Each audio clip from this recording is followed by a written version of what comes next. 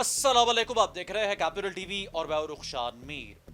जालिम इसराइल ने ईरान के न्यूक्लियर प्लांट्स को टारगेट करना शुरू कर दिया है। गुज़श्ता शब इस्फहान में मौजूद ईरानी न्यूक्लियर प्लांट्स को टारगेट किया गया है और इस सारी सूरत हाल पर बयान देते हुए अमरीकी सदर डोनाल्ड ट्रंप ने कहा है कि इसराइल के पास इतनी सलाहियत मौजूद नहीं कि ईरान के न्यूक्लियर प्लांट्स को नुकसान पहुंचा सके। दुनिया भर में ईरान और इसराइल तनाज़े का हल मुज़ाकरात में तलाश किया जा रहा है, लेकिन नेतन्याहू जो एक ग्रेटर इसराइल का ख्वाब सजाए बैठा है, वो ईरान को हर सूरत नुकसान पहुंचाना चाहता है। हम वीलॉग में बात करेंगे ईरान का ये न्यूक्लियर प्रोग्राम जो हतमी मराहिल में दाखिल हो चुका है और जिसके साइंसदानों को अमेरिका की जानिब से और इसराइल की जानिब से पहले धमकियां दी गई और फिर इसराइल ने बाज़ाब्ता तौर पर साइंसदानों को टारगेट किया।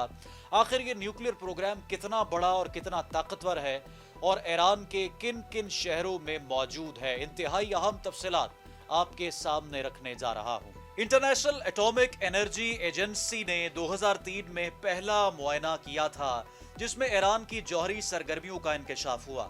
2006 में अक़वाम मुत्तहिदा की सलामती काउंसिल के मुस्तकिल अरकान और जर्मनी ने मुज़ाकरात का आगाज किया। 2015 में जामिया मुअहदा JCPOA तय पाया जिसके तहत ईरान ने यूरेनियम की अफजूदगी सिर्फ 3.67% तक महदूद रखने, अफजूदा यूरेनियम का जखीरा कम करने और IAEA को अपनी जौहरी तनसीबात की मुकम्मल निगरानी की इजाजत दी थी। IAEA के मुताबिक 2015 तक ईरान ने शफाफियत दिखाई, फिर 2018 में अमेरिका मुआहदे से निकल गया तो ईरान ने आहिस्ता आहिस्ता यूरेनियम अफजूदगी बढ़ाना शुरू कर दी और 2021 के बाद 60% तक पहुंचा दी। IAEA ने 2021 था 2025 के दौरान शकूक जाहिर करते हुए अदम ताउन की शिकायत की। 2025 के अवाइल में एक नया सफारती अमल शुरू हुआ ताकि मुआहदे की बहाली मुमकिन बनाई जा सके। इस हवाले से मुज़ाकरात के 5 दौर हो चुके थे और छठा दौर 13 से 15 जून को ओमान में शेड्यूल था। 12 जून 2025 को IAEA की रिपोर्ट सामने आई कि ईरान जौहरी ब्रेकआउट पॉइंट के करीब है। इसके बाद भी मजीद 8 एटमी साइंसदान मुख्तलिफ हमलों में मारे जा चुके हैं, जबकि 2 जनरल पासदारान इनकलाब के इंटेलिजेंस सरबरा और डिप्टी कमांडर भी शहीद हुए हैं। इससे पहले 2009 में ईरान के एटमी साइंसदान डॉक्टर मसूद अली मोहम्मदी, 2010 में डॉक्टर मजीद शहरियारी, 2011 में दारवेज रजाई और 2020 में ईरान के एटमी प्रोग्राम के मास्टरमाइंड मोहसिन फखरी ज़ादा को भी शहीद किया जा चुका है। ईरान के मुख्तलिफ शहरों में 6 बड़े एटमी मराकज़ हैं जिनमें नेतन्स और फर्दो यूरेनियम की अफजूदगी करते हैं और एक हैवी वाटर रिएक्टर था जिस पर इसराइल ने 19 जून को हमला किया है। बोशर ईरान का वाहिद न्यूक्लियर पावर प्लांट है। इस्फहान में यूरेनियम कन्वर्जन सेंटर है। लश्कराबाद में एटमी तजुर्बाती सेंटर मौजूद है। ईरानी एटमी तनसीबात पर अब तक कई साइबर या दीगर हमले हो चुके हैं। 2010 में स्टेक नेट वायरस ने नेतन्स के सेंट्रीफ्यूजेस को तबाह किया था। 2020 में नेतन्स में धमाका हुआ जिसे तेहरान ने तखरीबकारी करार दिया।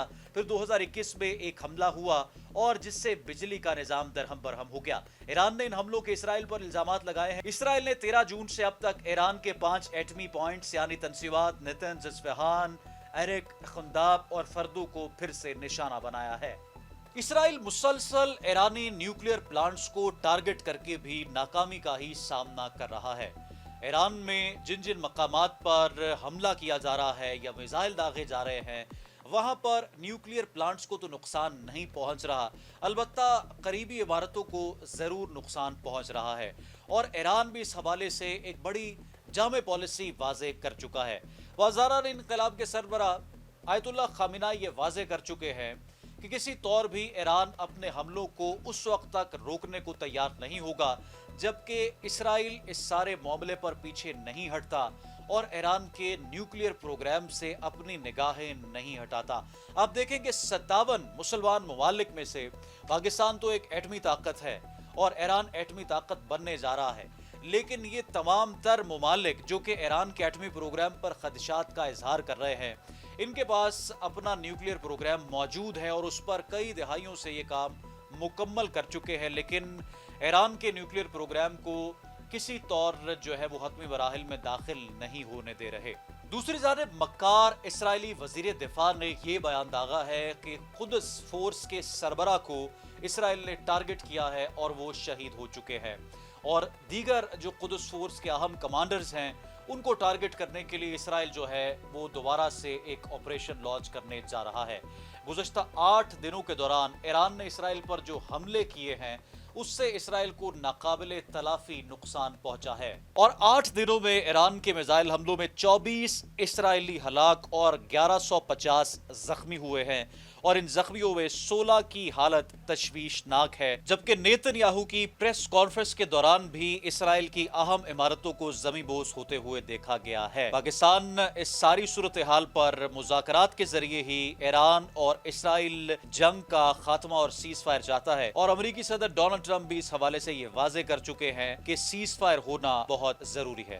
استنبول میں OIC وزرائے خارجہ کا اجلاس شروع ہو چکا ہے، اور ترکیہ کے صدر رجب طیب اردوان ابھی خطاب کر رہے ہیں جس وقت ہم یہ ویلاگ ریکارڈ کر رہے ہیں۔ اس اجلاس میں مختلف ممالک کے 40 سے زائد سفارتکار شرکت کر رہے ہیں، اور اجلاس میں نائب وزیر اعظم اسحاق ڈار پاکستان کی نمائندگی کر رہے ہیں۔ بالآخر اس تمام تر تنازع اور مسلمان ممالک کے ساتھ اسرائیل کی جانب سے مسلسل زیادتی کے بعد OIC کا یہ ہونے والا اجلاس انتہائی اہمیت کا حامل ہے، اور مسلم ممالک کے اتحاد کی ایک عملی تصویر ہے۔ یعنی مسلمان ممالک جن کی تعداد بہت زیادہ ہے، 57 ہے، وہ کیوں خاموش تھے OIC کے اجلاس میں؟ سب سے پہلے تو اس سوال کا جواب سامنے آنا چاہیے۔ کامنٹ سیکشن میں قیمتی رائے ضرور آگاہ کریں۔ رخشان میر کو دیں کیپٹل TV سے اجازت، دوبارہ حاضر ہوں گے۔ اللہ حافظ۔